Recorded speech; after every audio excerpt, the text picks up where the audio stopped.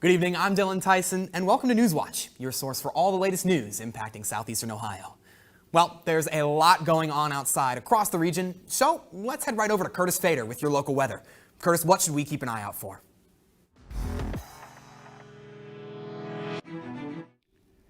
Thank you, Dylan. Now, the reason why weather is the top story today is because we have a flash flood warning throughout our coverage area, in addition to severe thunderstorms. We've already had flooding in Ohio County and West Virginia, and this warning will be in effect from 6 p.m. to 11:45 p.m. tonight, and the watch will continue until 2 a.m. Friday. So please take shelter and make sure that if you drive, it has to be for a very good reason, because the weather is, long story short, very miserable, and you do not want to get hurt in this type of weather.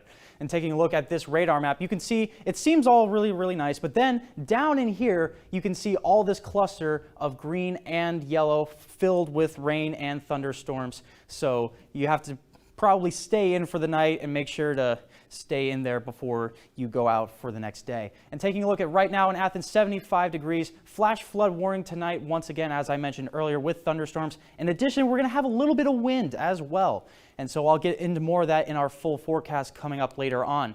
And taking a look at the temperature map right now, it's kind of a tale of two different regions when we have 80 degrees in Columbus, Newark, and New Lexington. And then over on the eastern side of Ohio, we have 76 in Cambridge, 74 in New Martinsville, that's a low, 77 Marietta, and then we have Athens coming in at a cool 75. But once again, those thunderstorms, not good weather for you to go outside. In addition, we have some 83 degrees in Jackson and 82 in Ironton.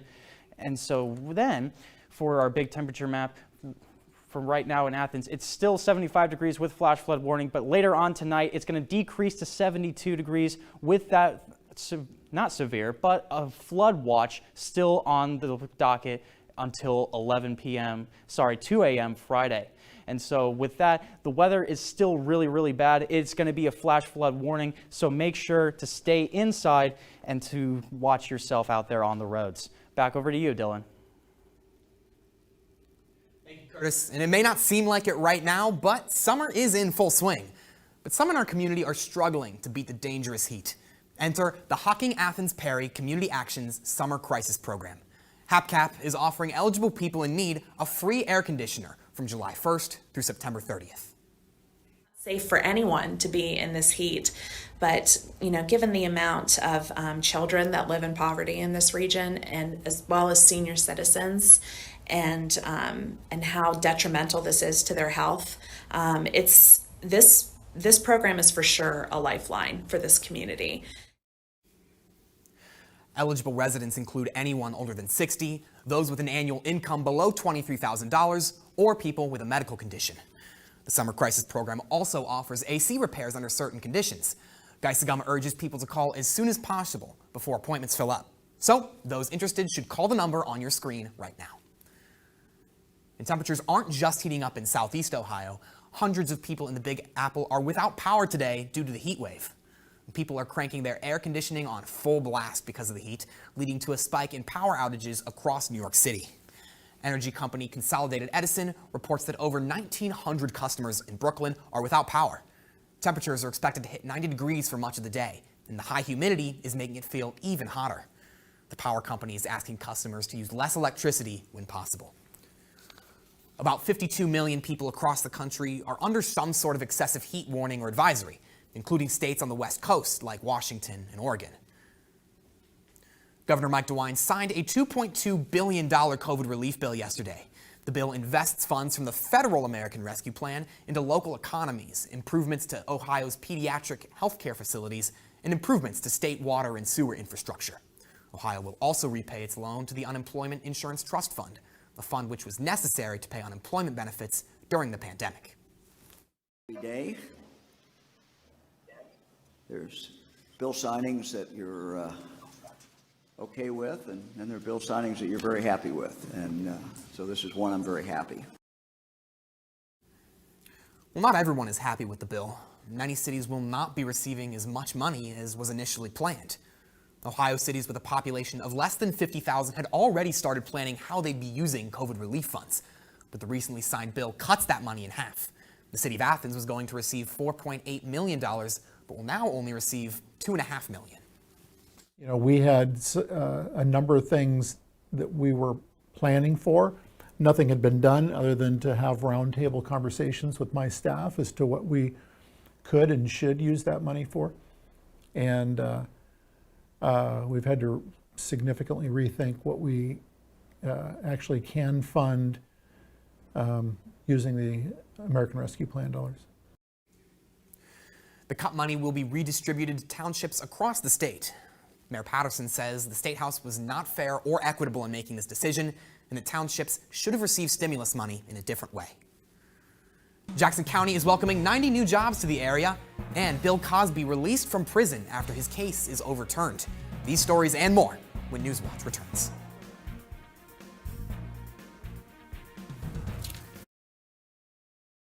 Horses change the very nature of human life. Who first rode horses, giving ancient nomads ultimate power, conquering, changing cultures, the source of all of these languages, making us who we are. the impact on genetic ancestry is huge. A partnership that shaped the world. It's a game changer in human history. First Horse Warriors on Nova.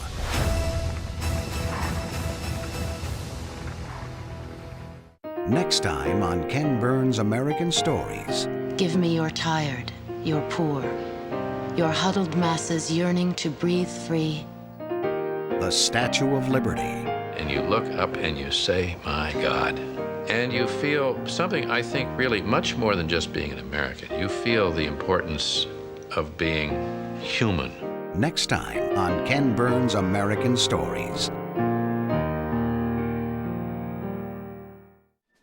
Would you be willing to just take PGT off the horse, keep the horse? Comedian C.J. Hunt talks to people for and against the removal of monuments in New Orleans. Can't scream Black Lives Matter if you live in a city where everything around you is telling you they don't. Feel like we got the majority of New Orleanians behind us. Myth and fact collide in a battle over Southern identity. It's not subtle. The neutral ground.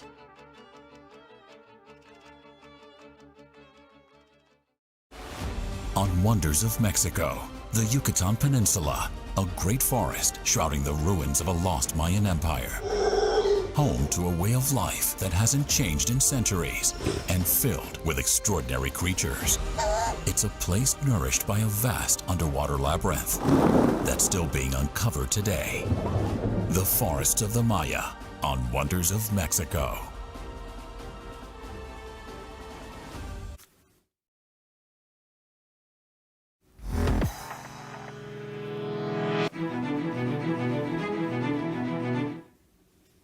Welcome back to Newswatch. The Supreme Court of Pennsylvania overturned Bill Cosby's sexual assault conviction today, prompting an immediate release from prison for the comedian once known as America's Dad. The state's highest court says the prosecutor who brought the case was bound by his predecessor's agreement not to charge Cosby. The 83-year-old was found guilty of drugging and violating Temple University sports administrator Andrea Constand at his suburban Philadelphia home in 2004. He was the first celebrity tried and convicted during the Me Too era. Cosby was arrested in 2015 and served nearly 3 years of a 3 to 10-year sentence. He was denied parole in May after refusing to participate in sex offender programs behind bars and said he would refuse to acknowledge wrongdoing even if it meant he would have to serve the full sentence. The attorney for Cosby's accusers says not enough justice has been served. Well, I'm glad he got some time served. I really am. But if you think, I believe it's more than 60 or 70 women in total have accused him. He got to have a good long life of wealth and privilege before he was held accountable for his crimes. So it was only a very tiny, tiny measure of the justice that he should have received. The court gave a split decision, 4 justices ruling in Cosby's favor and 3 dissenting. 90 new jobs are coming to Jackson, Ohio. Ohio Metal Processing is projecting a $7 million payroll to fund the jobs. The company says it uses sustainable technology for precious metal recycling and plans to occupy the former Ohio Precious Metals building. Jobs Ohio is helping with the job hiring and training process and providing funds for the building renovation. Ohio Southeast Economic Development and the Jackson County Ohio Economic Development Partnership are also joining in the effort. The Ohio state budget is on its way to Governor DeWine's desk after approval from both chambers. The 2-year, $75 billion budget received bipartisan support, with a large majority of Democrats joining Republicans in the bill. It includes a fair school funding plan, which overhauls the state's formula for delivering aid to local districts. The education community, which includes teachers, officials, and advocates, seems pleased with the $367 million boost to school funding. A representative from the Ohio School Boards Association says it needs long-term support from lawmakers to succeed. The viability and success of this funding plan hinges on the commitment of future General Assemblies to fully implement and fully fund the plan. And without that commitment, Ohio can't solve this issue, and our funding system will be incomplete. Advocates of the plan say the system is more reliable, but will not completely eliminate the need for school levies. Voting rights groups, meanwhile, urge DeWine to veto parts of the overall budget proposal. Groups including Ohio's ACLU and the League of Women Voters say some provisions are important for Ohio voters and elections. Jen Miller of the League of Women's Voters thinks the amendment to limit public-private partnerships between boards of elections should be vetoed. An amendment that would not allow outside funding could mean, for example, if the Columbus Foundation wanted to support our local Board of Elections in making the early vote center more ADA accessible, the Board of Elections wouldn't be able to take those monies. The League of Women Voters also wants DeWine to veto the portion of the budget that allows legislative leaders to hire private attorneys in lawsuits over new congressional and state house district maps. They say that measure constitutes legislative overreach. And tomorrow is the last day to renew your driver's license and vehicle registration following the pandemic grace period. Governor Mike DeWine says there are no exceptions to this July 1st deadline. Vehicle registrations can often be handled online, and some local BMVs will let you virtually claim a place in line to save some time in the lobby. A new program at Hocking College looks to give a hand up to those experiencing homelessness. That story's still ahead. And we have storms now, but what about the weather for the rest of the week? That and more in my full weather forecast after the break. But first, here's some stocks of local interest.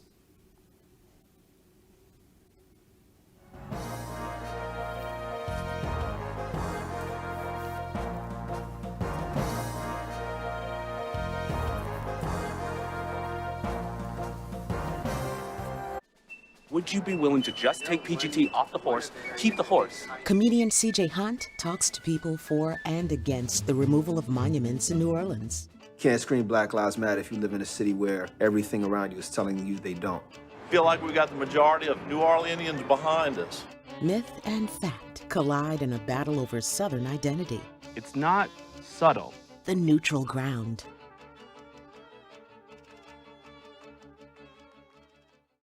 Horses change the very nature of human life.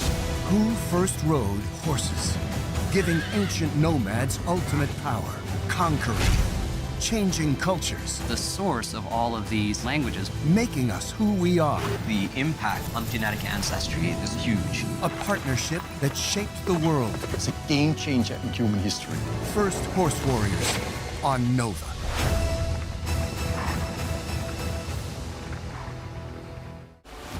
On Wonders of Mexico, the Yucatan Peninsula, a great forest shrouding the ruins of a lost Mayan empire. Home to a way of life that hasn't changed in centuries and filled with extraordinary creatures. It's a place nourished by a vast underwater labyrinth that's still being uncovered today. The Forests of the Maya on Wonders of Mexico.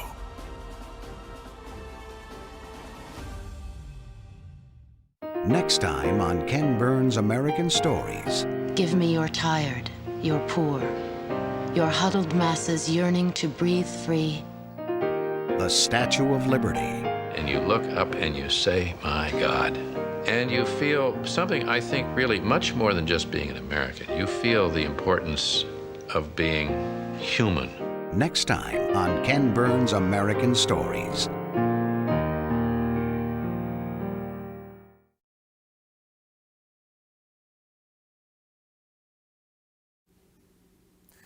Welcome back to Newswatch. A new program at Hocking College is helping people that are experiencing homelessness to get back on their feet. Reporter Lexi Lepoff met with one of the participants.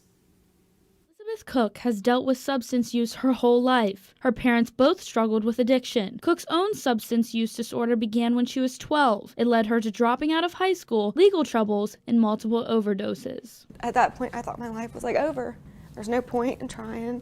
Like, I'm a felon with no high school diploma, no GED, like there's no chance. Cook was in recovery for a short time, allowing her to have children. She relapsed, however, after her parents died from overdoses. Her addiction led to her arrest shortly after. Rather than prison, Cook was taken to STAR, a correctional center for nonviolent felony offenders. At STAR, she reached active recovery and received her high school diploma at 30 years old. But give me hope, like, that I can do this.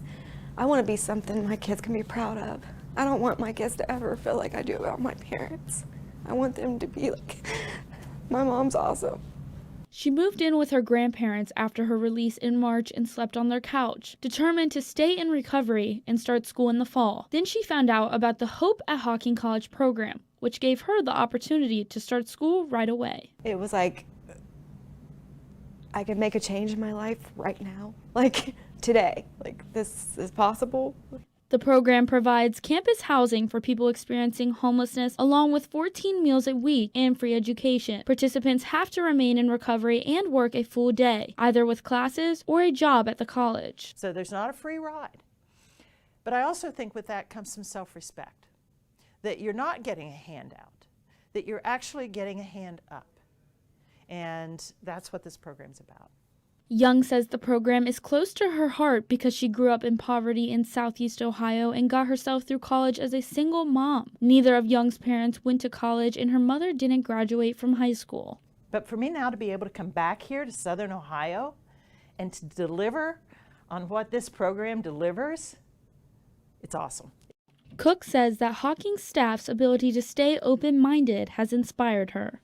They don't doubt anything that I want to do with my life. Like, they have hope in me too, and that makes me feel good. They didn't hold my past against me. They were just willing to help me with my future. Cook has been in active recovery for 27 months, and she has set goals of getting a degree in heavy equipment management and opening her own business to hire ex-felons and those in recovery. She wants to give them the second chance Hocking gave her. Once you're in that life so long, you just get stuck. You don't feel like it's possible, like you're smart enough or driven enough or capable, and now I see that I am. For Newswatch, I'm Lexi Lepoff in Nelsonville. Thank you, Lexi. Hope at Hocking College is currently accepting participants from all parts of southeastern Ohio.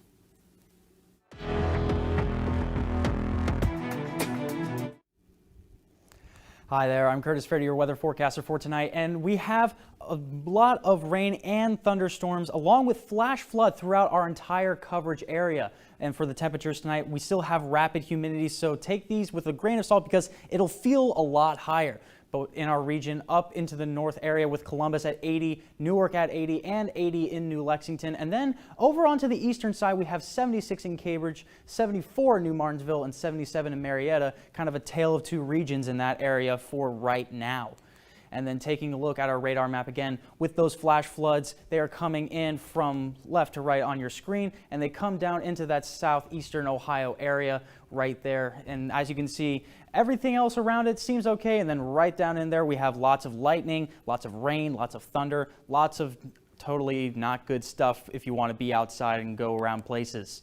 And taking a look at tonight in Athens, 72 degrees, but flood watch will be in effect after the flood warning will be over at 11:45, so that'll continue all the way through Friday at 2 a.m. So continue to watch out for that. Temperatures decreased, but once again, those storms are still there. And then taking a look at our big temperature map for tonight, it's going to be all in the low 70s. No outliers really to speak of. 74 is the high for Columbus. 70 over in Cambridge is the coolest, but we're really going to be around 72 to 73 degrees in our coverage area. 72 in Athens, 73 in Ripley, 73 in Ironton.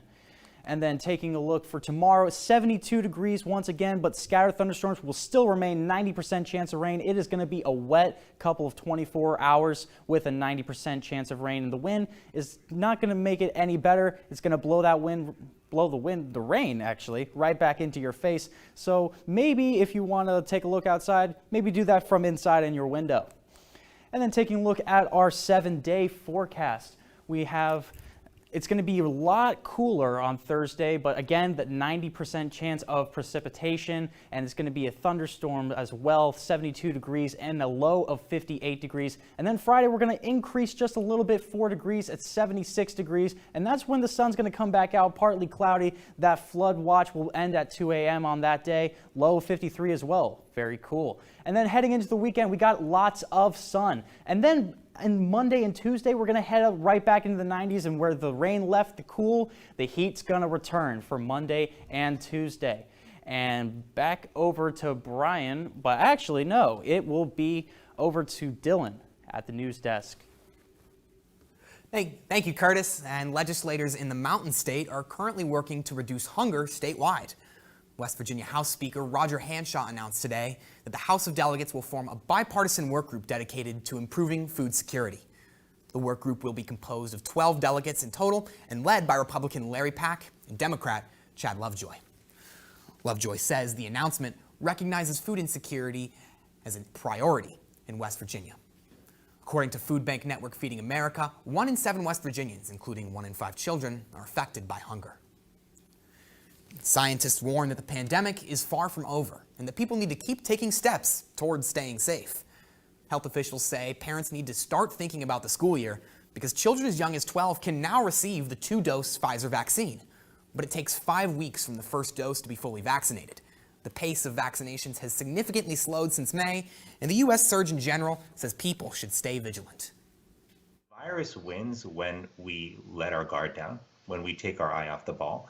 We've seen many times that it's fooled us in the past. So we've got to stay vigilant. We've got to get vaccinated. We've got to talk to other people about getting vaccinated. And in the long term, we've got to recognize this. But as the country and the world continue to reopen, airports are starting to get crowded again. Many people have airline credits from trips canceled during the pandemic that may be soon to expire. 2 U.S. senators are now asking the Department of Transportation to intervene. Democratic Senators Ed Markey and Richard Blumenthal want the DOT to determine if placing expiration dates on credits is unfair. Existing rules give airlines a lot of leeway on the issue. They're required to issue refunds only when they cancel flights. When passengers cancel them, they're allowed to issue refunds or credits. And many airlines opt for credits that expire after a certain time. The DOT has authority to prohibit unfair or deceptive practices, which is the guideline that senators are asking officials to look into. Earlier this year, American and United Airlines reported a combined $5.7 billion in outstanding credits. And that comes after taxpayers provided more than $50 billion to airlines in a massive bailout. The Transportation Department has received more than 100,000 refund-related complaints from passengers since the pandemic started. The former Defense Secretary Donald Rumsfeld died yesterday at the age of 88, according to his family. The 2-time defense secretary and 1-time presidential candidate had a reputation as a skilled bureaucrat and a visionary of a modern U.S. military, but it was soiled by the long and costly Iraq War. Regarded by former colleagues as equally smart and collaborative, patriotic and politically cunning, Rumsfeld had a storied career under 4 presidents and nearly a quarter century in corporate America. The family has not yet announced his cause of death. Hello again, everybody. Coming up in sports, a dynasty is set to continue in the Marshall football program as a former star player's son committed earlier today. More on that later on. And right after the break, we are getting closer to having Friday night football under the lights. Find out what is new in the OHSAA this year, coming up next on Newswatch. And be sure to stay tuned to WOUB. Here's a look at what's coming up tonight on your public television station.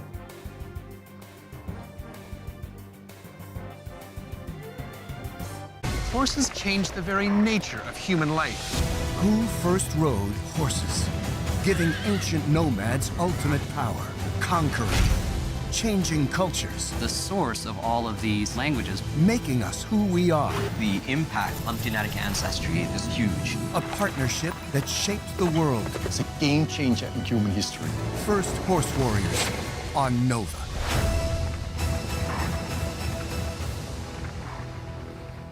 Next time on Ken Burns' American Stories. Give me your tired, your poor, your huddled masses yearning to breathe free. The Statue of Liberty. And you look up and you say, my God. And you feel something, I think, really much more than just being an American. You feel the importance of being human. Next time on Ken Burns' American Stories. On Wonders of Mexico, the Yucatan Peninsula, a great forest shrouding the ruins of a lost Mayan empire. Home to a way of life that hasn't changed in centuries and filled with extraordinary creatures. It's a place nourished by a vast underwater labyrinth that's still being uncovered today. The Forests of the Maya on Wonders of Mexico.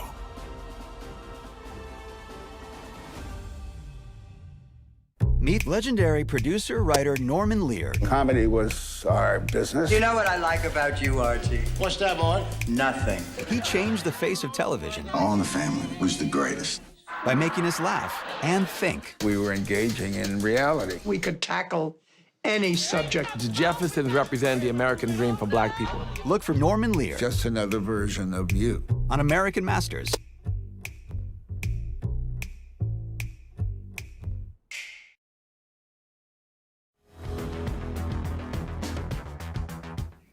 Welcome back. I'm Brian Kerp. High school football season is creeping closer. After an abbreviated season last fall, teams will have a traditional 10-game season. The schedule will be a little different than it was back in 2019. There will now be 16 teams out of each region that will make the playoffs, opposed to 8 in previous seasons. With that extra round of playoffs, the regular season will be starting a week earlier. The first games will kick off on Friday, August 20th. All the divisions remain the same as they were last year. Now this season, Athens and Nelsonville York will look to get back to the top of the TVC Ohio after Wellston won the league last year. Over in the TVC Hawking, the Trimble Tomcats go for their 4th straight league title. Now our viewers down in West Virginia may enjoy this. The Pennington dynasty is set to continue at Marshall. Thunder and Herd legend Chad Pennington's son Cole committed to Marshall earlier today. Cole is a 3-star quarterback at Sayre High School in Lexington, Kentucky. He will be following in his father's footsteps come next fall. After last night's game was washed out due to rain, the Indians and Tigers are supposed to play a doubleheader today, but Mother Nature is once again being unkind in Cleveland. The Tribe and Tigers were in another long rain delay today. Game 1 was supposed to start at 4:10, but first pitch was just thrown at 6:40 and aired just in the first inning. It's going to be a late night for both teams as they have to play a second game. Logan Allen recently got recalled to the big leagues. He makes his 6th start of the season. The Tigers are sending Willie Peralta to the bump tonight. The Reds hope to rebound against the Padres after falling 5-4 last night. Rookie Vladimir Gutierrez gets the ball for Cincinnati, and he's been pretty darn good in his short time in the big leagues. His mound opponent will be Joe Musgrove for the Padres. I'm Brian Kerp, and that's it for sports. Back over to you, Dylan. Thank you, Brian. And speaking of baseball, a 60-year-long dream came to life on the diamond for Gwen Goldman. She wrote to the New York Yankees at 10 years old asking to be the Batgirl for the day, but she was denied and told she'd be out of place in the dugout. But Goldman's daughter recently took a second swing at the request. And this time, the now 70-year-old walked into Yankee Stadium in uniform, serving both as the honorary Batgirl and as an inspiration to the players. And for our weather today, we have a flood watch in effect, as I mentioned earlier, so make sure to stay inside for that. It's going to be terrible weather, flood, water everywhere. Make sure to stay inside and take shelter. And looking back at our 7-day forecast, it's going to be a lot better for this weekend, but then that heat is coming right back. We're going to be reaching the lower 90s Monday, Tuesday, and Wednesday. And back over to you, Dylan. Thank you, Curtis. That does it for our broadcast this evening. Thanks for watching. I'm Dylan Tyson. And stay tuned for the PBS NewsHour coming up next. And remember, you can always find the latest news anytime at WOUB.org. Have a great night.